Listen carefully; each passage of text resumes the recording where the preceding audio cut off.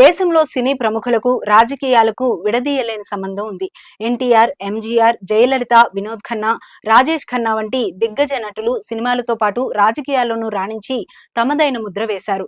ఈ దఫా లోక్సభ ఎన్నికల్లో కొందరు సెలబ్రిటీలు మొదటిసారి పోటీ పడినప్పటికీ అద్భుత విజయాలు సాధించారు. వారంతా తొలిసారి పార్లమెంట్లో అడుగుపెట్టనున్నారు. మరికొందరు నటులు తమ స్థానాన్ని నిలబెట్టుకుని మరోసారి లోక్సభ ప్రాతినిధ్యం వహించనున్నారు. ఈసారి బీజేపీ తరపున ఎక్కువ మంది నటులు పార్లమెంట్లో అడుగు పెడుతుండగా తర్వాత స్థానంలో టీఎంసీ నుంచి ఉన్నారు.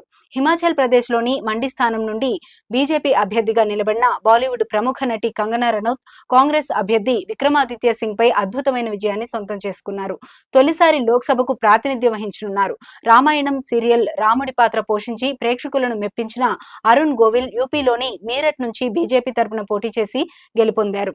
ప్రముఖ నటుడు సురేష్ గోపి కేరళలోని త్రిశూర్ నుంచి బీజేపీ తరపున బరిలో నిలిచి విజయం సాధించారు. కేరళలో ఇప్పటి వరకు ఖాతా తెరవని కమలం పార్టీకి మొదటి విజయాన్ని అందించారు. సురేష్ గోపి ఇప్పటికే రాజ్యసభ ఎంపీగా సేవలందించిన విషయం తెలిసిందే. బాలీవుడ్ నుండి హేమా మాలిని యూపీలోని మధుర నుండి ఇప్పటికే 2 సార్లు గెలిచిన మూడోసారి బరిలోకి దిగి హ్యాట్రిక్ సాధించారు.